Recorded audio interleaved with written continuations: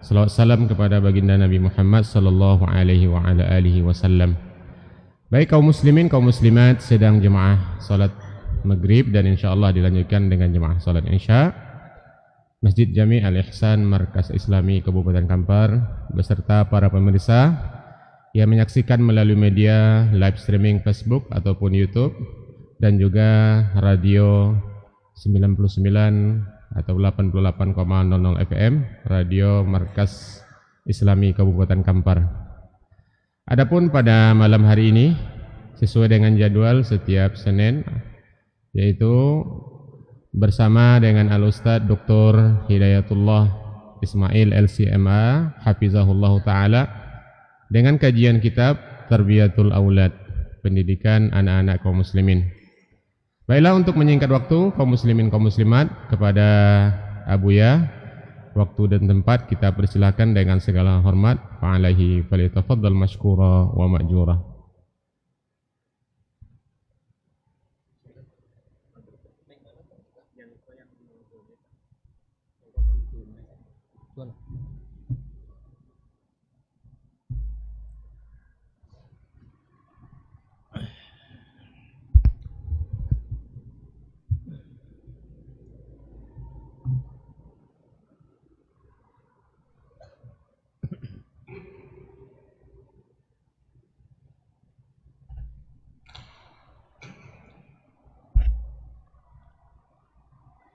Bismillah.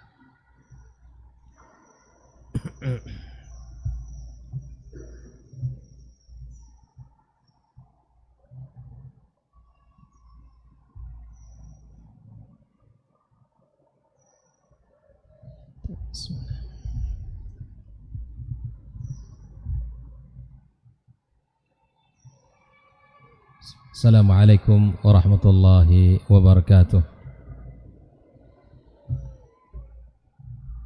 Alhamdulillahi rabbil alamin, wal aqibatu lil muttaqin,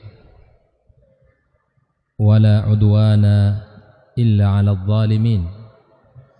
Ashhadu an la ilaha illallah wahdahu la syarika lah, al malikul haqqul mubin, wa ashhadu anna Muhammadan 'abduhu wa rasuluhu al mab'uts rahmatan lil alamin.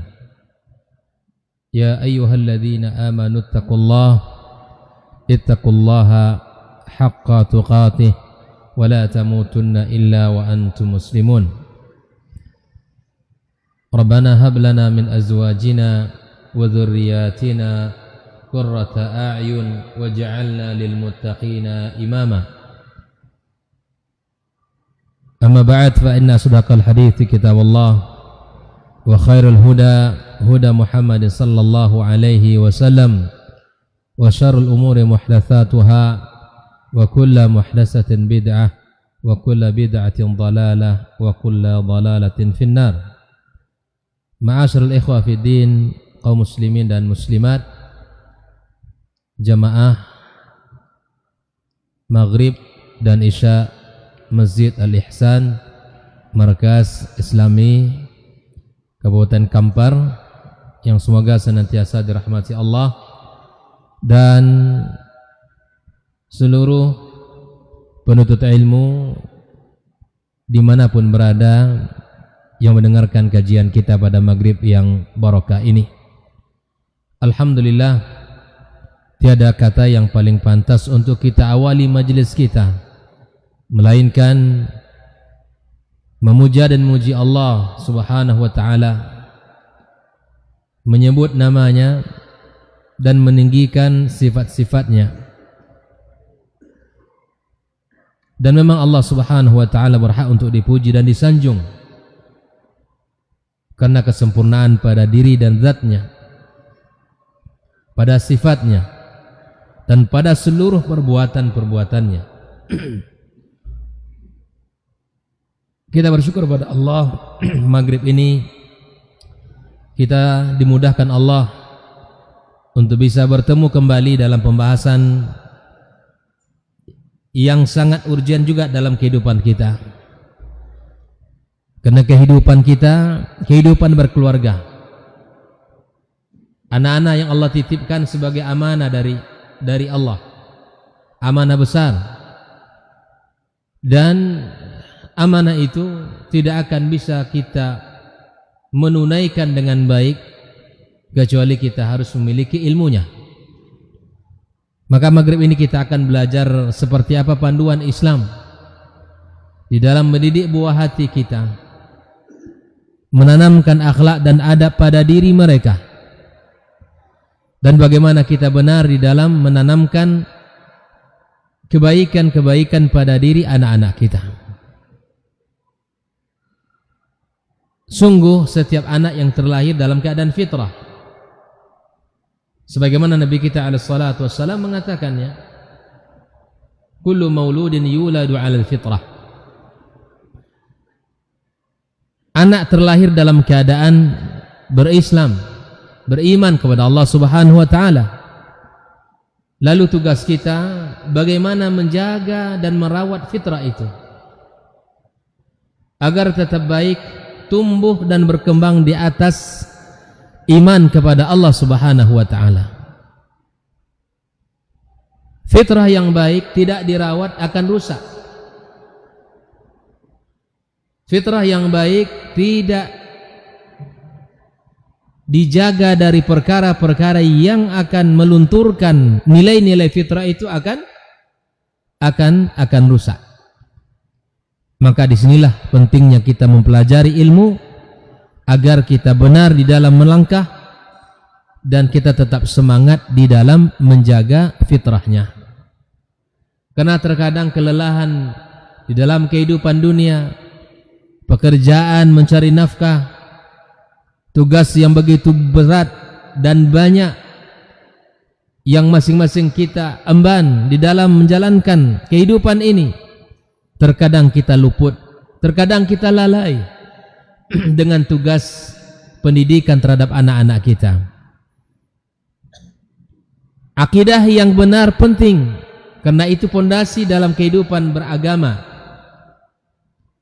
Amalan yang sahih itu adalah sebagai salah satu syarat diterimanya amal. Keikhlasan dan semangat untuk melakukan ketaatan itu penting. Memahami hadis-hadis Nabi SAW di dalam akidah, di dalam muamalah, dan di dalam segala urusan kita, apalagi memahami ayat Allah Subhanahu wa taala melalui tafsirnya, itu semuanya penting.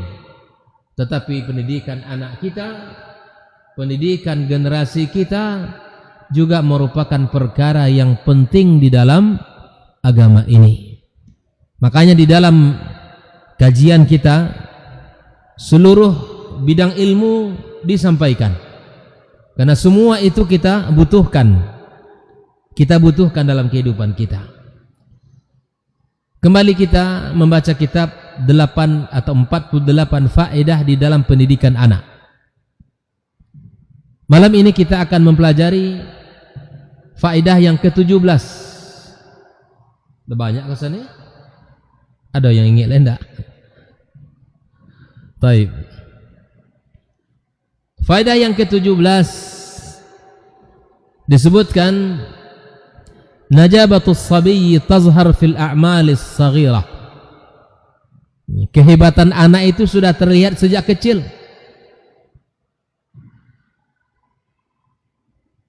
Tunas-tunasnya sudah terlihat tumbuh sejak kecil. Karenanya sebagian para ulama menyebutkan tazhar najabatus sabiyyi bi ikhtiyaratihi li ma'alil umur. Kecerdasannya, ketangguhannya, kehebatan dia muncul sejak kecil. Apa tandanya?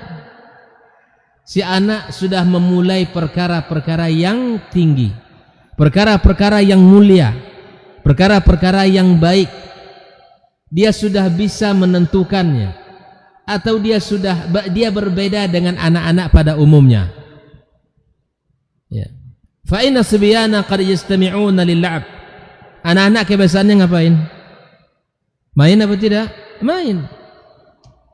Ya, kita lihat itu anak-anak di dalam permainan mereka, kita boleh perhatikan, makanya main dengan anak agar kita tahu seperti apa karakter anak kita kalau dia bermain.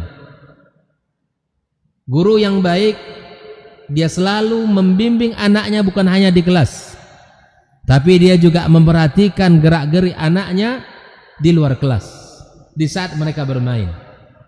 Orang tua bukan hanya memperhatikan anaknya di saat dia serius belajar, tetapi ada kalanya dia memperhatikan di saat anaknya bermain dengan teman-teman tetangganya atau dengan para sepupunya. Makanya kita harus bermain dengan anak-anak kita. Pernah mainnya? Ini salah bertanya nampaknya. Kalau tutu saudara. Dengan cucu lah Pak ya, alhamdulillah. Nah, kalau ada di antara kita masih punya putra dan putri masih kecil yang usia main, maka mainlah dengan dia. Apa tandanya anak ini punya kehebatan, punya kelebihan, dan sudah muncul tanda kehebatan dia, tanda kecerdasan dia. Maka fayaqulu alil himma, anak-anak yang memiliki semangat yang tinggi, dia akan mengatakan man yakunu ma'i. Nah, dia akan menjadi leader. Siapa orang-orang yang bisa main dengan saya? Ini sudah mulai nampak itu. Tetapi orang-orang yang tidak seperti dia dalam sifatnya, ya, maka dia mengatakan man au ma'aman akun, bersama siapa saya harus main. Nampak perbedaannya? Kalau anak yang pertamanya, sifat yang pertama itu yang at-talib as-sabiyun, yang anak yang cerdas itu, dia akan mengatakan siapa yang bisa main dengan saya. Dia sudah mulai melihat orang-orang yang bisa ya diatur oleh dia, orang-orang yang bisa ya diajak untuk memerankan sesuatu dalam permainan. Dia yang mulai mengatur. Dia nampak itu Pak. Ini anak ini ada karakter memimpin. Atau ada anak yang sifatnya selalu ikut tetapi dia selalu menjadi yang dipimpin, atau selalu menjadi orang yang diatur. Ada anak yang selalu menjadi ketua, ya, dan ada anak yang selalu bisa hanya menjadi anggota permainan, gitu ya? Jadi sudah nampak karakter-karakter itu sejak kecil, sudah kelihatan itu, dan semua itu bisa dilatih, dan itu bisa dilatih melalui semangat-semangat yang kita dapatkan melalui kisah-kisah. Oleh itu ikhwatul kiram, di zaman sahabat Nabi, mereka melihat kecerdasan yang ada pada diri sigar sahabat. Misalnya disebutkan di sini, walidha kana Umar radhiyallahu taala anhu menggabungkan Ibnu Abbas radhiyallahu taala anhu, dan ketika itu Ibnu Abbas usianya masih kecil, lebih kurang sekitar 13 tahun. Umar ketika itu menjadi khalifah, ya. Umar radhiyallahu taala anhu, Umar ketika itu masih yang memasukkan Ibnu Abbas radhiyallahu taala anhu di dalam majlis Asy-Syaikh Badar. Di majlis itu hanya orang-orang yang berumur, berusia, dan mereka ini adalah orang-orang yang ikut para perang Badar. Jelas? Tapi digabungkan oleh Umar, Ibnu Abbas ketika itu yang usianya masih kecil. Kenapa digabungkan oleh Umar dalam majlis kibar as-syuyukh, di majlis orang-orang dewasa, sementara Ibnu Abbas masih kecil usianya? Lima ra'a min najabati, Karena pada Ibnu Abbas terlihat kecerdasannya, terlihat kehebatannya. Usia kecil bisa mengalahkan usia yang tua. Makanya dari sisi keilmuan kan tidak bisa kita ukur dengan usia. Ibnu Abbas kita tahu sendiri betapa dia mendapatkan doa daripada Nabi alaihissalatu wassalam, Allahumma faqihu fid din. Lanjutkan. Wa alimhu ta'wil. Doakan anak kita ya Pak ya. Doakan anak kita, Allahumma faqihu fid din wa alimhu ta'wil. Ini doa yang diucapkan oleh Nabi, doa yang disebut oleh Nabi, yang diucapkan oleh Nabi alaihi salatu wassalam kepada Ibnu Abbas radhiyallahu taala anhu. Allahumma faqihu fid din wa 'allimhu at-ta'wil. Jelas ya? Jadi doakan anak kita. Setiap kali jumpa kita doakan anak kita. Semoga Allah Subhanahu wa taala berikan kepada dia ya pemahaman yang kuat dan kemudian Allah ajarkan kepadanya ya agama ini. Allah ajarkan kepadanya tafsir. Wa kana Ibnu Umar, sebagai contoh dari apa yang kita sebutkan tadi, wa kana Ibnu Umar radhiyallahu ta'ala anhu idza laqiya ibnahu saliman qabbalahu. Ibnu Umar kalau dia bertemu dengan anaknya Salim, anaknya bernama Salim, maka dia menciumnya. Wa yaqulu syekhun yuqabbilu syekhan. Ya. Syekh mencium seorang syekh. Maka ciumlah anak kita Pak. Di antara bentuk tanda kasih sayang kita sebagai orang tua, kita mencium anak-anak kita, mencium putra dan putri kita. Di antara kerasnya hati, tidak pernah mencium anaknya yang ada pada pangkuannya. Kisah Aqra bin Habis, masih ingat antum? Masih ingat Pak? Aqra bin Habis, berapa anaknya? 20. Berapa? Berapa anak Aqra bin Habis? 12. Siapa yang tahu? 10 orang ya. Dia punya anak 10 orang. Dengan bangga mengatakan, saya tidak pernah mencium anak saya. Enggak pernah mencium anak saya. Dan Nabi SAW memberikan satu kalimat kepadanya agar kita tahu, jangan kita bangga pula tidak mencium anak kita. Cium anak kita. Nabi SAW mengatakan, la yarham man la yurham.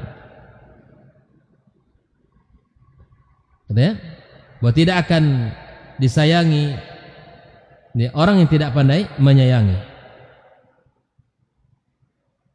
Jelas itu. Maka orang yang tidak pandai menyayangi, maka tidak akan disayangi. Jadi jangan bangga pula kalau kita tidak mencium anak-anak kita. Cium anak kita. Dan jangan pula melihat orang ini lebay kali bapak ini anaknya dicium. Enggak. Karena itu seharusnya seperti itu. Bagaimana kedekatan terbangun? Bagaimana hubungan kita terlihat?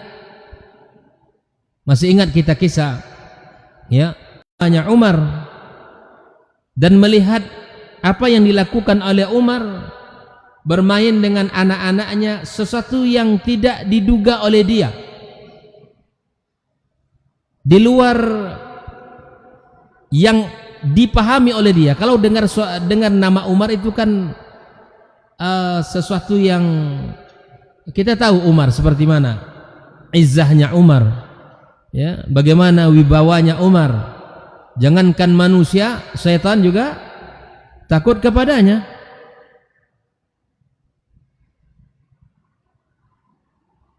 Lalu dia bilang bahwa dia tidak mencium anaknya, tidak bermain dengan anak-anaknya.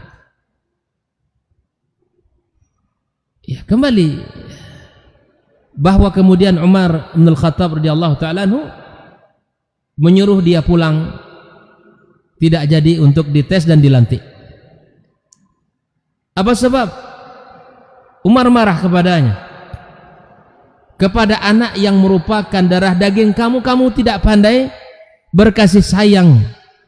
Apalagi kepada masyarakat kamu yang tidak ada hubungan darah dengan kamu, pulang. Tidak pantas kamu menjadi seorang pemimpin. Bayangkan. Tidak pantas menjadi seorang pemimpin. Maka guru juga demikian.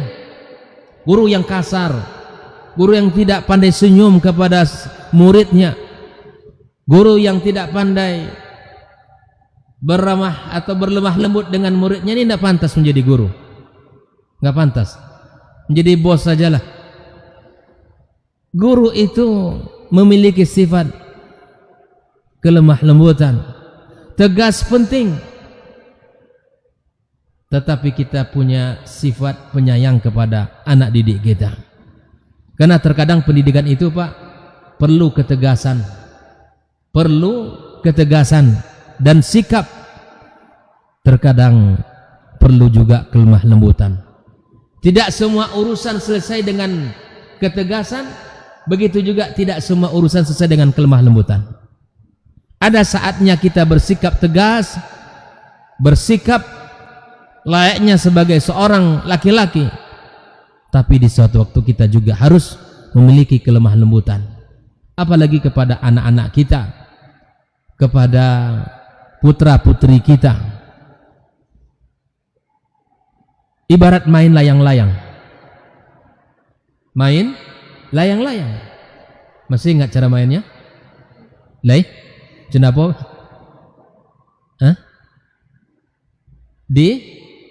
Diberikan, diulur, ditarik, ya. Kita berikan sedikit, ya, anak kita kelonggaran, tetapi tidak boleh larut dalam kelonggaran itu. Dia mesti ada peringatan. Terus, ya, diberikan, ya, didorong, ya, dilepaskan sampai anak kita terbentuk karakter-karakter baiknya. Satu sisi karakter-karakter positifnya. Tapi di saat dia sudah mulai lewat, maka tarik lagi. Begitulah pendidikan yang harus kita lakukan, bahwa kita memberikan kelonggaran-kelonggaran, tapi di situ ada aturan yang mengikatnya. Ini dari pagi sampai malam, suara keras, wajah yang menunjukkan wajah yang bengis kepada anak-anaknya. Anak-anak kita ini butuh kelemah lembutan. Di antara tanda kelemah lembutan itu hadir dengan cara mencium anak-anak kita. Maka yang sudah jarang mencium putra putrinya, cium. Wallahi ikhwan, itu adalah memiliki rasa dan pengaruh besar dalam diri kita. Kita saja yang sudah berumur begini dicium oleh ibu kita, oleh mak kita, rasanya bukan main. Perasaan kita bahagianya. Apalagi seorang anak kecil, di saat kita pulang kerja, disambut kita di hadapan rumah, ya ayah, abi, pulang, bahagia bukan main. Bahkan dilebarkan tangannya, ya, untuk menyambut sang ayah.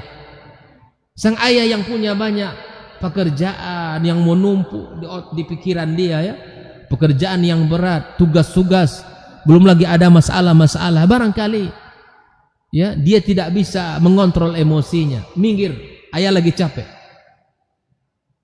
Sang anak, jangan dilibatkan permasalahan kerjaan kita, jangan dilibatkan permasalahan diri kita. Anak itu tidak tahu dia, anak itu tidak punya beban apa-apa dia. Maka sambutlah putra kita, putri kita, sebagaimana dia menyambut kita dengan penuh hangat. Karena itu adalah akan sangat berkesan dalam kehidupannya. Akan sangat berkesan. Dari pagi sampai sore, dia tunggu kita, ditunggunya kita. Apalagi Bapak sekalian, ada yang dinas keluar kota misalnya 2-3 hari, pulang-pulang pasti menunggu sang ayah. Maka jadilah ayah yang dirindukan oleh anaknya. Jangan menjadi ayah yang tidak dirindukan oleh anak-anaknya.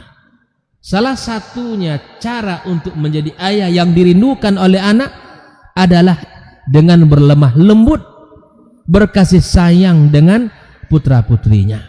Sebagaimana Abdullah ibnu Umar, setiap kali dia bertemu dengan anaknya Salim, maka dia mencium putranya sambil mengatakan, "Syekhun yuqabbilu syekhan." Dia seorang syekh, dianggap anaknya sebagai seorang syekh pula, menghargainya, berharap dengan kalimat itu anaknya tumbuh menjadi apa yang diinginkannya.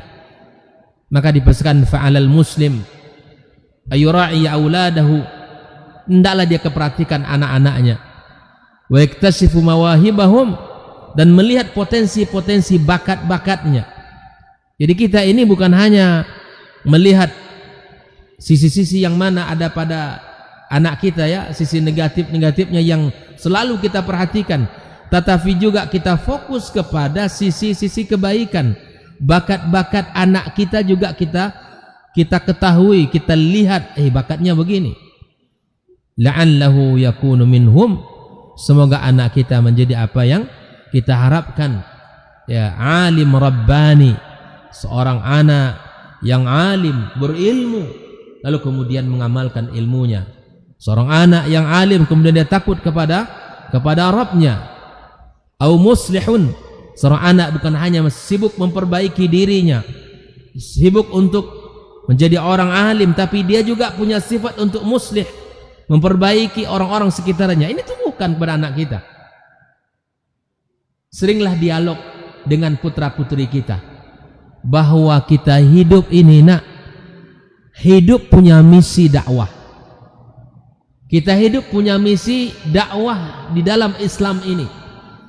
Kita ini keluarga dakwah, keluarga yang memang bukan hanya hidup untuk diri kita dan keluarga kita. Kita hidup berjuang di dalam agama ini. Tumbuhkan semangat ini dalam diri anak kita sejak kecil. Dialogkan dengan putra-putri kita.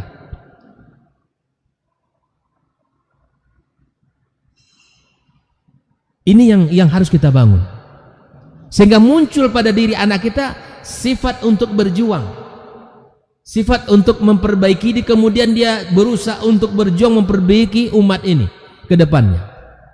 Saya sering dialogkan kepada anak saya bahwa kita, ya, semua kita anak keluarga kita ini kita berjuang.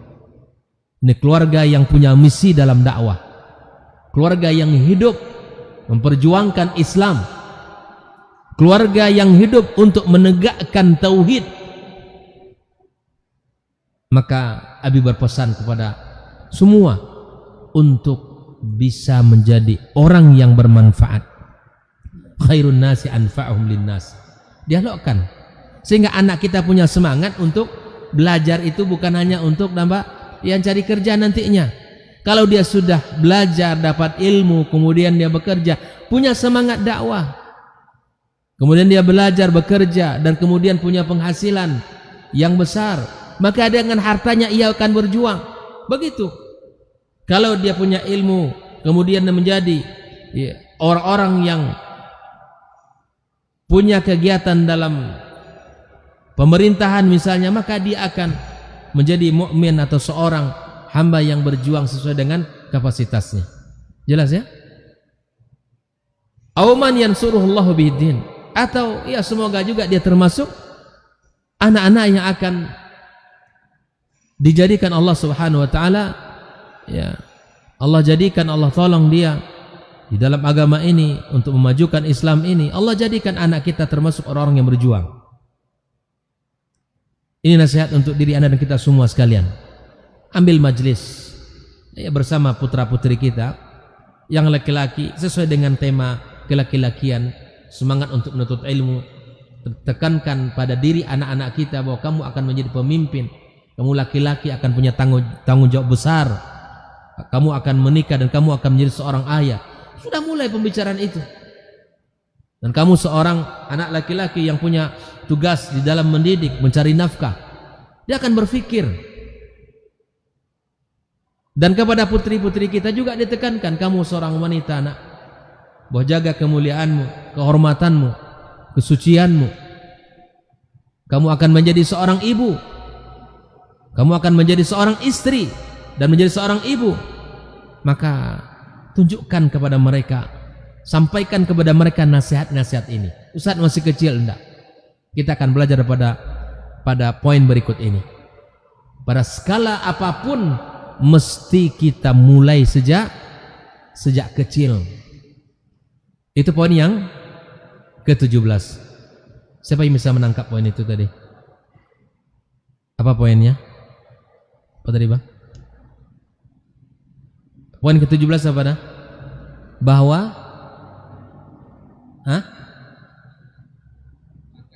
naam. Bahwa anak itu sudah nampak. Ya. Kehebatannya, kecerdasan sudah mulai muncul itu. Bakat-bakat dia sudah nampak sejak kecilnya. Dan orang tua harus berusaha untuk melihat dia. Dan kemudian menjaga, kemudian merawat, ya, dirawat kemudian ditumbuhkan apa yang terlihat.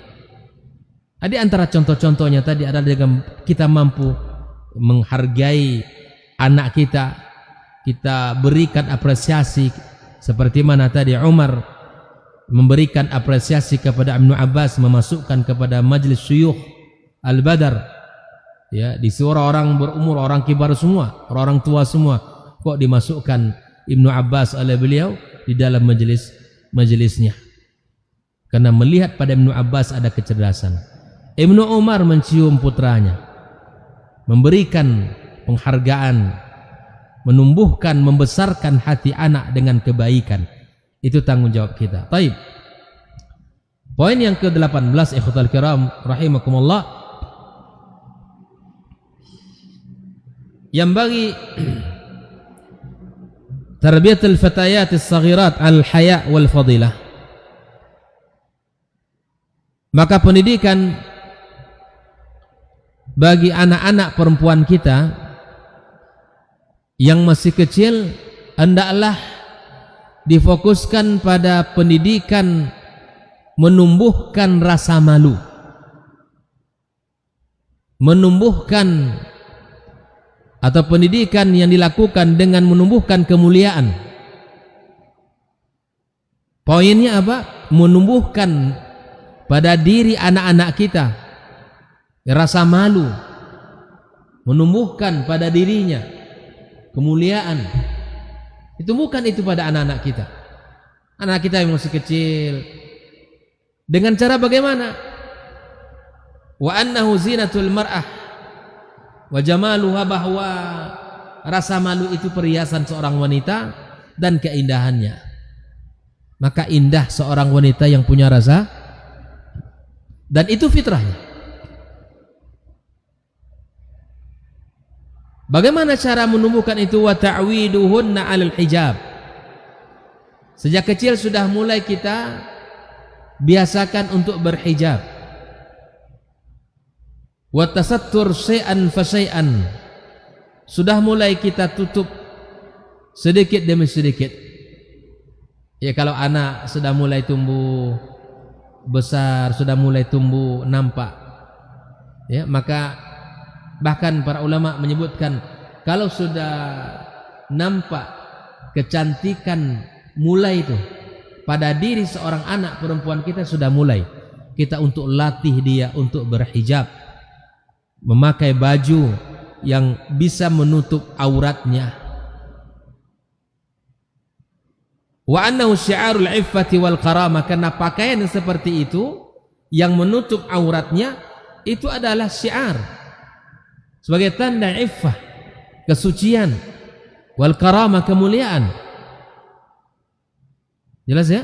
Kita mulai mengajarkan anak-anak kita sejak masih kecil, ya, belikan baju, menunjukkan inilah baju kamu nak.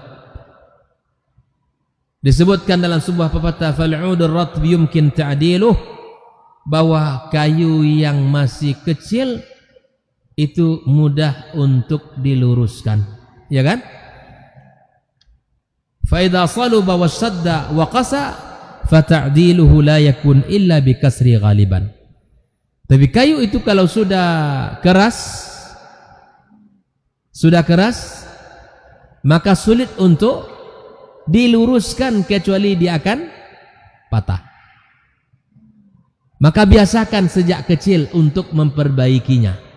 Menumbuhkan kebiasaan baik dimulai sejak kecil. Jangan kita katakan masih kecil, nanti sajalah kita didik dia. Orang Arab mengatakan man sabba ala syai'in saba alaihi. Yang membiasakan sejak kecil dia akan tumbuh dengan kebiasaan itu. Wa man saba alaihi mata alaihi. Orang yang hidup dengan kebiasaannya, insyaallah dia akan menutup usianya dengan kebiasaan itu. Ini sebuah kaidah yang juga mesti kita amalkan dalam pendidikan anak kita. Di dalam menanam kebaikan mulai sejak dini. Di dalam mengajarkan hijab, berpakaian yang baik sejak dini. Menanamkan rasa malu pada diri anak kita sejak dini. Karena ketika usia masih kecil, mudah untuk meluruskan hal-hal yang bengkok pada diri anak kita.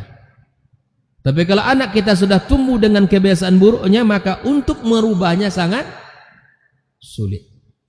Seperti mana kayu, kalau dia masih kecil mudah untuk kita luruskan, tapi kalau sudah besar, keras, maka sulit untuk diluruskan kecuali dia akan patah. Paham yang poin yang ke-19 ini? Ke-18? Sudah ya? Nah, inilah poin yang ke-18.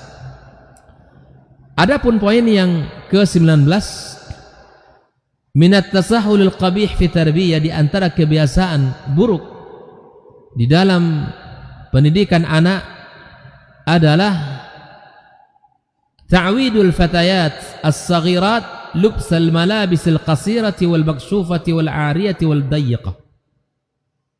Di antara kesalahan-kesalahan di dalam pendidikan anak, kita bermudah-mudah di dalam membiasakan anak-anak kita yang masih kecil untuk berpakaian mini atau berpakaian yang terbuka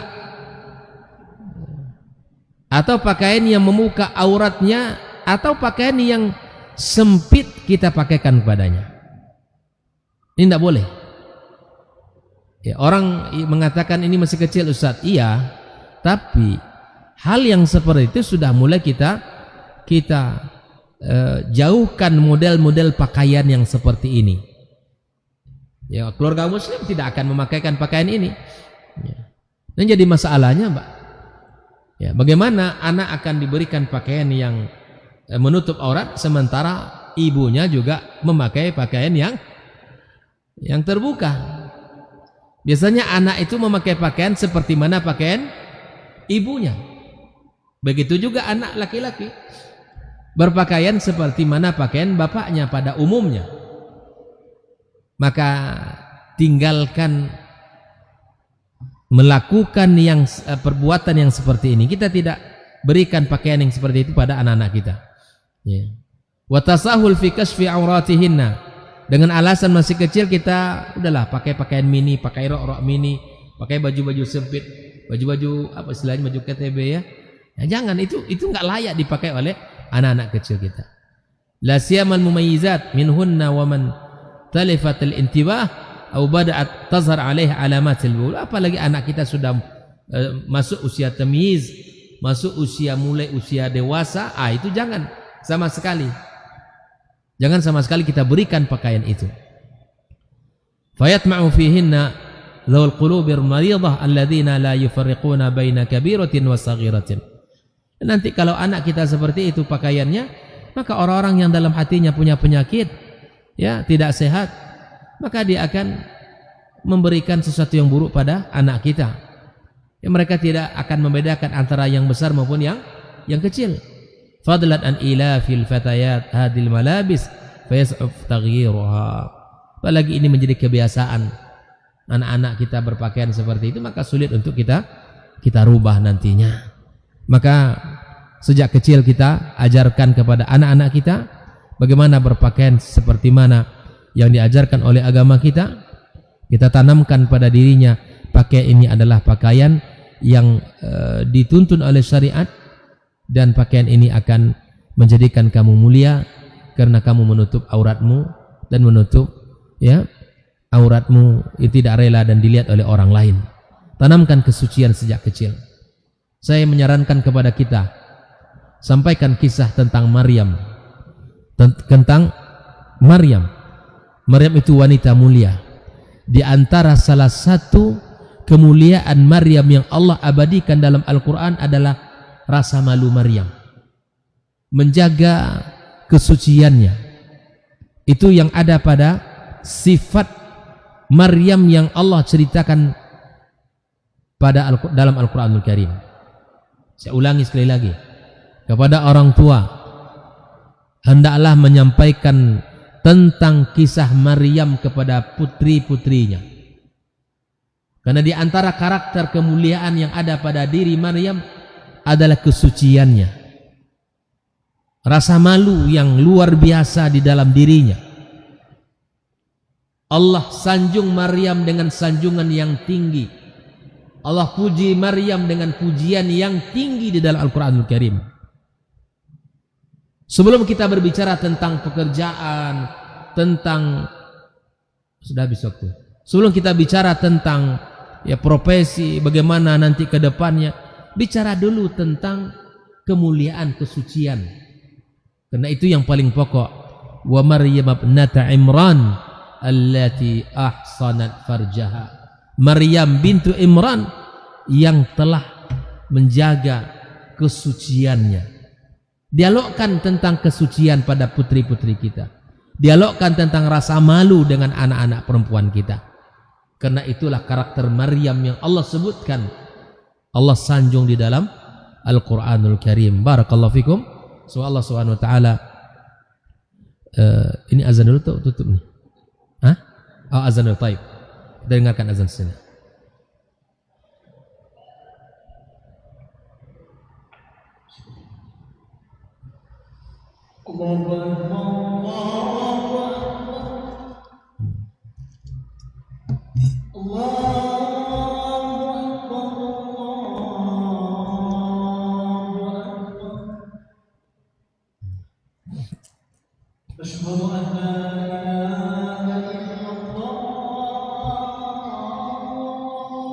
Bismillah. Asyhadu an la ilaha illallah.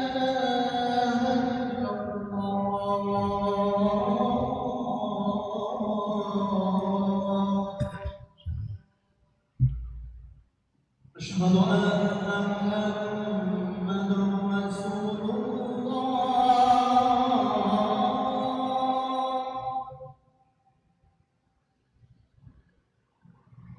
Asyhadu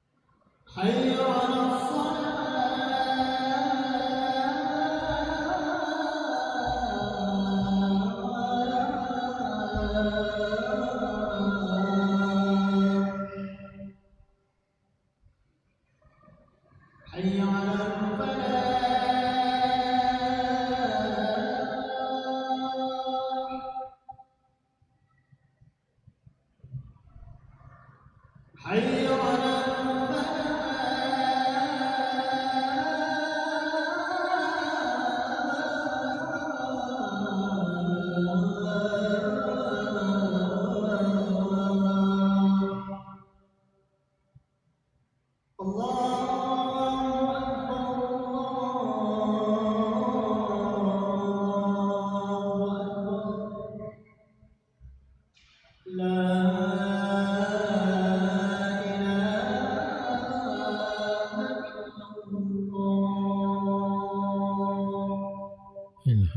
Allah. Salat.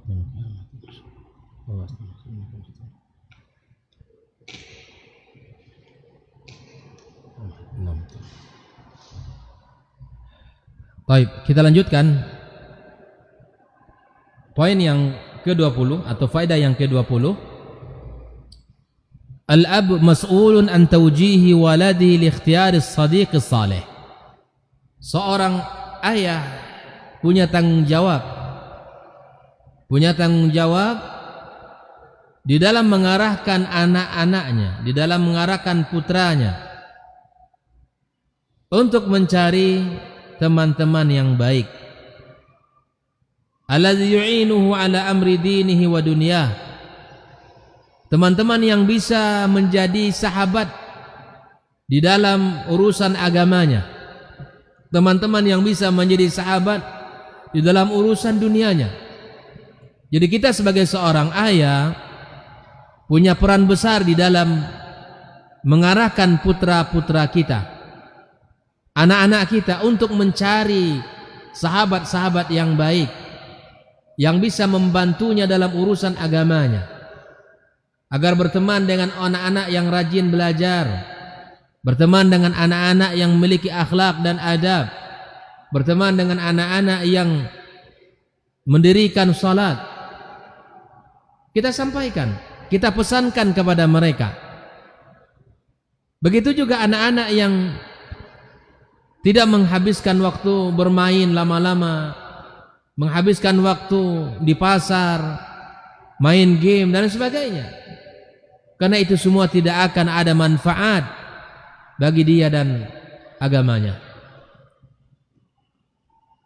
Di samping kita memberikan nasihat agar mencari kawan yang baik, anak-anak yang rajin, anak-anak yang taat, begitu juga kita ingatkan wastinabi sadiqis su'. Kita berikan nasihat agar menjauhi teman-teman buruk. Karena teman buruk itu sangat besar pengaruhnya terhadap diri. Kita ingat kisah Uqbah bin Abi Mu'id, rela meludahi wajah Rasulullah sallallahu alaihi wasallam karena hasutan sahabatnya Umayyah bin Khalaf. Uqbah bin Abi Mu'id rela meludahi wajah Rasulullah sallallahu alaihi wasallam karena hasutan temannya. Ini bukti betapa besar pengaruh buruk terhadap kawan yang buruk. Besar pengaruhnya terhadap diri. Berkawan dengan orang-orang yang rajin menuntut ilmu, kita akan rajin menuntut ilmu. Berkawan dengan orang-orang yang meremehkan majelis ilmu dan para ahli ilmu, dia juga akan menjadikan majelis ilmu itu tidak berharga.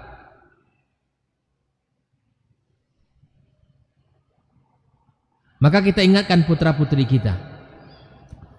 Wa tadqiqi fi suhbati abna'ihi wa banati, dan kita betul-betul teliti betul di dalam mencari, mengetahui teman anak-anak kita dan putra-putri kita. Kita harus tahu dengan siapa anak kita bermain. Kita harus tahu siapa yang menjadi orang yang teman dekatnya. Kalau Riko apa bahasa orang kini? Siapa besti? Iya, bahasa anak muda ini. Kita harus tahu itu. Teman dekatnya siapa? Siapa yang sering dia ngobrol, dengan siapa dia sering bicara, dengan siapa dia sering chat, duduk. Kita harus tahu itu. Karena teman sekali lagi sangat memberikan pengaruh pada diri kita dan agama kita. Nabi kita alaihi salatu wassalam mengatakan, Al-rajulu ala dini khalilihi falyanzur ahadakum man yukhalil. Seseorang itu ada pada kebiasaan agama kawannya, maka lihatlah siapa yang pantas untuk dijadikan sahabat, siapa yang pantas untuk dijadikan kawan. Sehingga bahasa orang wasahib sahib, teman itu ya, dia merekat, menarik. Magnetnya kuat. Kalau kawan itu magnetnya kuat. As-sahib sahib. Ya, teman itu menarik. Bukan menarik rupanya, bukan. Tapi teman itu sangat mudah menarik kita, ya, membawa kita kepada kebiasaannya. Jelas? Pepatah mengatakan as-sahibu sahib, bahwa sahabat itu sangat mudah menarik kita kepada kebiasaannya. Makanya penting kita untuk berkawan dengan orang-orang baik. Penting kita untuk bisa duduk dengan orang-orang saleh. Apatah lagi putra-putri kita, Pak. Di zaman yang banyak ujian seperti ini, di zaman yang perkembangan teknologi sangat luar biasa ini, maka kita khawatir terjadi sesuatu, dia bercerita kepada kawannya. Misal, di dalam masa-masa perpindahan dari masa kanak-kanak atau masa usia mumayyiz kepada usia balik, saya sering sampaikan kepada para ayah, para bunda, bahwa di saat anak-anak kita di usia tamyiz, mulailah mempersiapkan diri anak-anak kita untuk memasuki usia baliknya. Persiapkan putra-putri kita untuk memasuki usia baliknya. Sering-seringlah bicara dengan mereka tentang perkara besar yang akan ia hadapi. Usia balik itu usia taklif. Sampaikan kepada mereka, bahwa di saat kamu sudah balik, kamu sudah dituntut di dalam menjalankan syariat. Yang paling utama disampaikan adalah tanda-tanda kedewasaan itu. Jangan sampai anaknya sudah balik bermimpi tapi dia tidak tahu itu tanda dia sudah balik. Waliyadzubillah. Dia tidak tahu kalau dia sudah bermimpi, mimpi basah. Pagi-pagi lihat celananya sudah basah. Dia sembunyikan rahasianya, dirahasiakan. Lalu dia bercerita ke kawannya di sekolah. Tadi malam saya begini. Kata kawannya, kamu tidak tahu itu. Saya tidak tahu. Lihat, dibukanya YouTube. Ini bahaya, Pak. Kalau anak kita salah tempat bertanya. Anak kita salah untuk mencari informasi, tempat mencari informasinya, bahaya. Maka jadilah orang tua yang akrab dekat dengan putranya dan akrab dekat dengan putrinya di dalam masalah ini. Para ibu-ibu, saya sampaikan, mulailah persiapkan anak-anak kita menjelang usia baliknya dengan cara mendialogkan itu, membicarakan hal itu, tanda-tandanya seperti ini. Ya, sampaikan, karena ini adalah syariat. Syariat itu harus diajarkan, dan syariat itu pasti melahirkan kebaikan.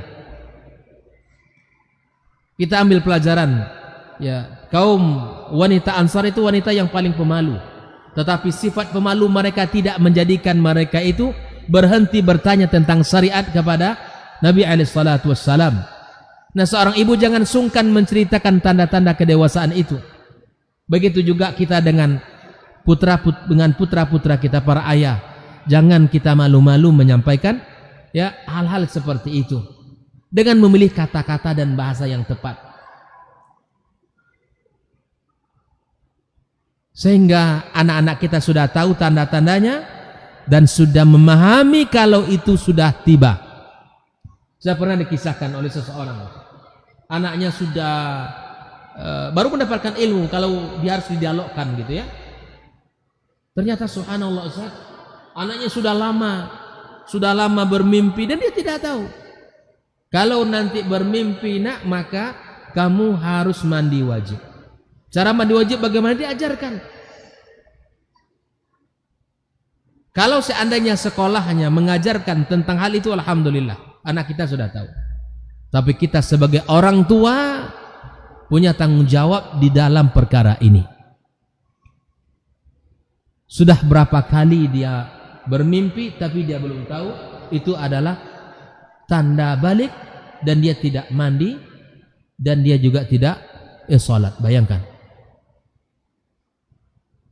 Sama siapa tanggung jawab itu? Sama kita, sama bapaknya, sama orang tuanya. Maka sebelum semua itu terjadi, akhwatal kiram, anak-anak kita di usia tamyiz, memasuki usia balik, sudah ilmui mereka, berikan ilmu itu. Maka saya ingatkan kepada sekolah-sekolah, lembaga-lembaga pendidikan, ya, berikan ruang ini untuk anak-anaknya. Misalnya sekolah SD, ya, SD lah. Kalau SMP rata-rata sudah balik, ataupun mungkin ya kalau masih SMP misalnya, berikan ruang untuk mendapatkan ilmu bagaimana untuk menyambut ya usia balik itu. Usia-usia SD yang ada di Kampar ini atau dimanapun berada, silakan. Yang punya tanggung jawab di lembaga itu, berikan ruang agar anak kita mendapatkan ilmu untuk mempersiapkan diri. Bukan hanya anak, tetapi juga diberikan ruang kepada orang tua untuk mengilmui diri tentang perkara ini. Di semua level kehidupan kita mesti kita ilmui. Semua sisi kehidupan kita mesti kita tahapi dengan ilmu. Itulah yang seharusnya kita lakukan. Bukan hanya kita perhatian terhadap akidah, naam itu penting, tapi dalam pendidikan anak-anak kita sangat kita butuhkan ilmunya. Dan ilmunya sudah jelas dan sudah ditulis oleh para ulama kita. Oleh itu ikhwatal kiram rahimakumullah, bahwa as-sahib sahib, ya, bahwa teman itu sangat mudah menarik kita, membawa kita kepada kebiasaannya. Maka berikan perhatian kepada putra-putra kita, kepada putri-putri kita, agar punya sikap untuk menentukan kawan, ya, yang baik, memilih kawan yang baik.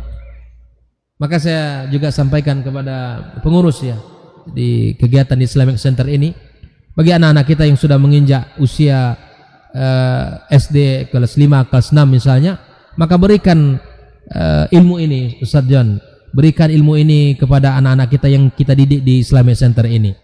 Kalau seandainya mereka tidak mendapatkan ilmu itu di lembaga pendidikan mereka, maka berikan ilmu, ya, menghadapi perubahan, perpindahan dari usia, ya, anak menjadi usia dewasa, dan ditandai dengan usia tamyiz tadi, usia balik tadi. Diberikan daurah atau diberikan kegiatan yang itu sangat bermanfaat bagi putra-putri kita, atau untuk orang tua yang anaknya diserahkan kepada guru-guru kita di sini, maka berikan ruang juga untuk mendapatkan ilmu itu, sehingga mereka sini sangat bermanfaat dan sangat memberikan kontribusi yang positif di tengah masyarakat, khususnya di Kota Bangkinang ini. Barakallahu fikum. Semoga Allah Subhanahu wa taala berikan kemudahan bagi kita untuk bisa mendidik putra-putri kita dan meluruskan, menumbuhkan sikap-sikap yang baik pada diri mereka dan merawatnya fitrah-fitrah mereka, serta kita dibantu oleh Allah Subhanahu wa taala untuk meluruskan hal-hal yang negatif yang ada pada diri putra-putri kita. Wabillahi taufiq wa sallallahu ala nabiyyina wa habibina Muhammad wa akhiru da'wana alhamdulillahi rabbil alamin. Assalamualaikum warahmatullahi wabarakatuh.